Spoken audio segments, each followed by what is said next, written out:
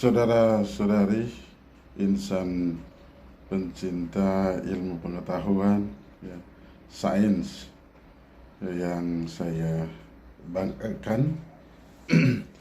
Ya, pada kesempatan ini kita coba bergeser sedikit dengan tema filsafat, ya. Nah, dengan tema filsafat. Dan kalau kita bicara filsafat, itu sangat menarik, saudara-saudari. Mengapa sangat menarik? Karena itu kita mengorek, ya, kita menelaah, bahkan kita diarahkan untuk pikiran bahkan diri kita itu terbang, ya, terbang menuju kepada suatu kedalaman, ya, di dalam ilmu pengetahuan, ya, di dalam mencari kebenaran, di dalam mencari prinsip-prinsip daripada kehidupan manusia. Jadi itu sangat menarik, ya.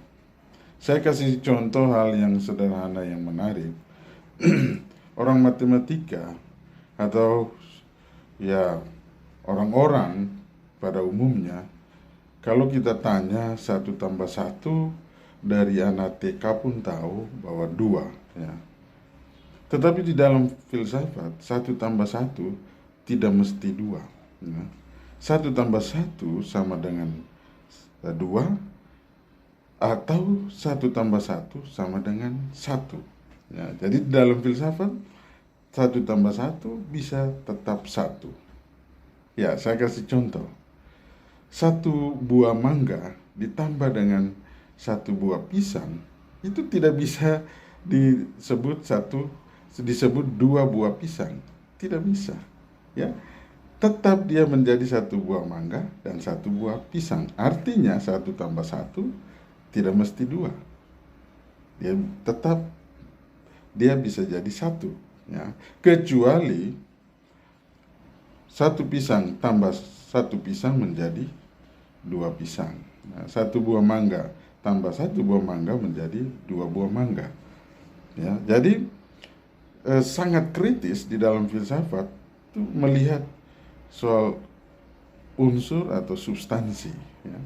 Jadi substansi A ditambah substansi A, maka dia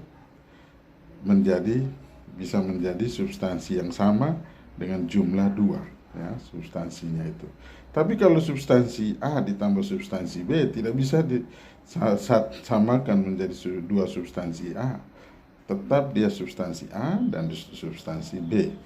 Jadi itu 1. Contoh yang kedua, bahwa filsafat itu menarik adalah soal apa yang ada di dalam pikiran, idea kita atau dalam pikiran kita, dan apa yang ada di dalam apa yang ditangkap oleh atau diketahui oleh pikiran, ditangkap oleh pikiran, oleh idea kita, dan apa yang ditangkap oleh indera kita atau yang diindrai, ya. Jadi sebagai contoh,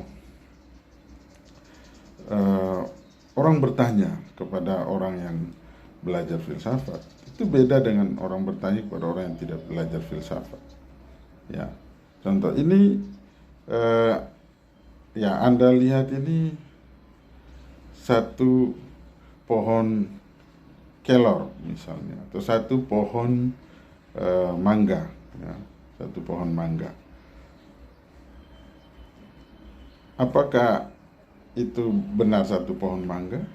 Menurut Anda berapa pohon mangga? Ya, atau mungkin itu abstrak, ya. Saya katakan saja soal ya, misalnya ada 1 pena di sini dan saya bertanya, ini ada berapa pena? Pena ini ada berapa?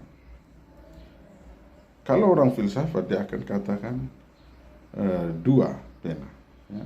Pena yang pertama itu ada dalam pikiran, di dalam idea. Pena yang kedua itu yang ditangkap indrawi, yang bisa diraba, yang bisa dilihat, yang bisa diraba, yang bisa diindrawi, ya, yang bisa diindrai, Nah itu. Kalau orang umum, orang bilang pena itu satu. Kalau orang filsafat dia bilang pena itu dua.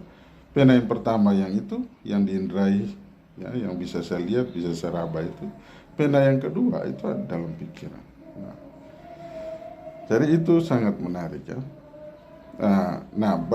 Contoh pena ini kita kaitkan dengan orang yang mengalami, orang yang buta ya.